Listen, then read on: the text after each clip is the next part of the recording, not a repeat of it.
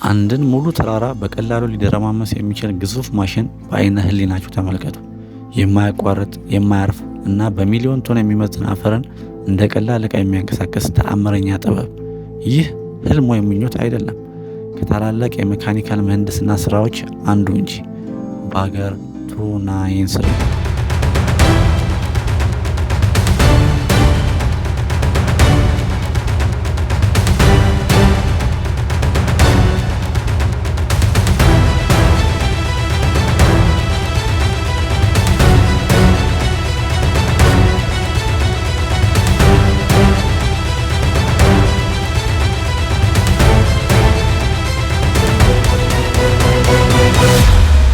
ወደ 1950ዎቹና 60ዎቹ ወደ ኋላ እንመለስ።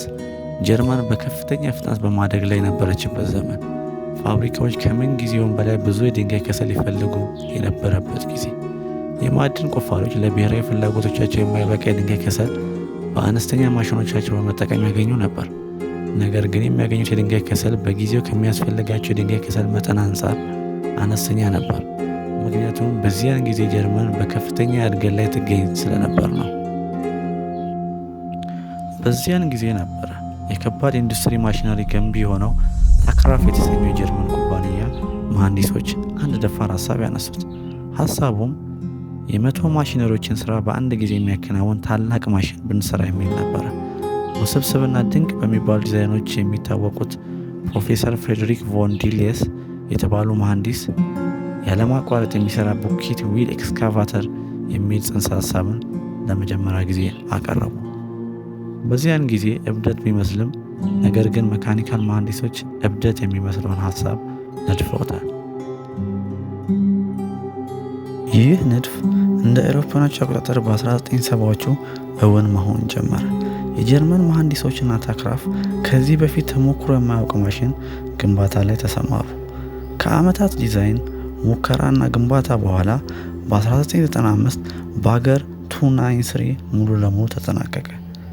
95 ሜትር ከፍታ ያለው 14200 ቶን የሚመዝንና ከሁለት የእግር ኳስ ሜዳዎች በላይ ርዝመት ያለው በመሆኑ በምድር ላይ ተንቀሳቅሶ ያውቅ የነበረ ትልቁ ተሽከርካሪ በመሆን ታሪክ ሰርቷል። እያንዳንዱ ክፍሉ ከ18 ስፓይኒንግ ቡኬትስ እስከ 13000 ሆርስ ፓወር ያለው ድራይቭ ሲስተም የሜካኒካል ምህንድስና አስደናቂ ስራ የሚያሳይ ነው። ይህ እንግዲህ ማሽን ብቻ አይደለም፣ የሚንቀሳቀስ የብረት ከተማም እንጂ። ይህ ግዙፍ ማሽን ከመገንባቱ በፊት የማዕድን ቁፋሮ አነስተኛና ብዙ ወጪ የሚጠይቅ ነበረ። ሰራተኛውም ጥቂት ቶንስ ማንቀሳቀስ የሚችሉ ብዙ አነስተኛ ኤክስካቫተር በመጠቀም ስራቸውን ይሰሩ ነበር። ነገር ግን ባገር 293 ወደ ስራ ሲገባ ሁሉም ነገር ተቀየረ። በቀን 240,000 ቶን አፈር ያለ እረፍት መቆፈር ይችላል። ይህም ማለት በ24 ሰዓት ውስጥ አንድ ሙሉ የእግር ኳስ ሜዳ ስታዲየም የሚያህል አፈርን ማስወገድ ወይም ማንቀሳቀስ ማለት ነው።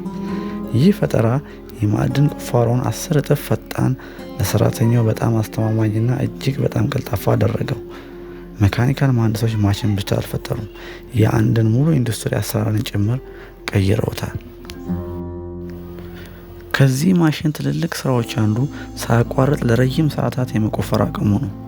ግዙፎቹ 18ቱ ቡኬት ዊል ሳያቋርጡ በመሽከርከርና ተራራውን በመደረማመስ እናም የያዙትን አፈር ኮንቬየር ቤልት በመጠቀም ጭነቶችን ለማንቀሳቀስ ለሚያገለግሉ መኪናዎች ወይም ወደ ጭነት መኪናዎች ያስተላልፋሉ።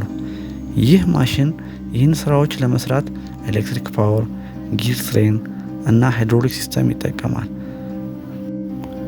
እንዲሁም ባላንሱን ጠብቆ ስራውን ለመስራት የያዘው ክብደት ያገለግለዋል። ከዚህም ክብደት የተነሳ የሚሄድበት ፍጥነት በጣም ዝቅተኛ ነው፣ በሰዓት 0.6 ኪሎ ሜትር ብቻ።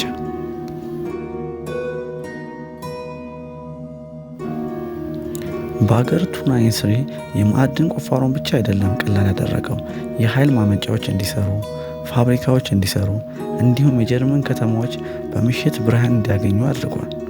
ለ10 ዓመታት በራይንላንድ የማዕድን ቦታ ጀግና በመሆን ጀርመን በአውሮፓ ውስጥ ከኢንዱስትሪ ሀያላን ሀገራት አንዷ እንድትሆን ረድቷታል። ይህ ግዙፍ ማሽን እስካሁኗ ሰዓት ድረስ በአገልግሎት ላይ ይገኛል።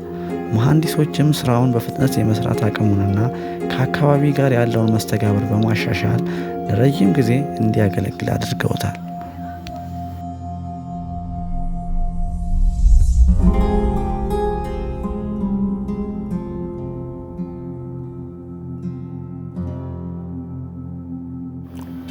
በስዕል ሰሌዳ ላይ እንደ አንድ ህልም የጀመረውና ሰዎች አንድ ጊዜ በጥርጣሬ የተመለከቱት ሀሳብ ዛሬ ላይ እስካሁን ከተገነቡ ታላላቅ ማሽኖች አንዱ ሊሆን ችሏል። ይህ ደግሞ መሐንዲሶች የራሳቸውን ወሰን አሻግረው ሲያስቡ ምን ማድረግ እንደሚችሉ ትልቅ ማሳያ ነው። ስለዚህ አስታውሱ፣ ከእያንዳንዱ ታላቅ ማሽን፣ ከእያንዳንዱ በራሪ አውሮፕላን፣ ከእያንዳንዱ ዘመናዊ ከተማ ስኬት ጀርባ ምናብን ወደ ተጨባጭ እውነት የሚለውጡ መካኒካል መሐንዲሶች አሉ።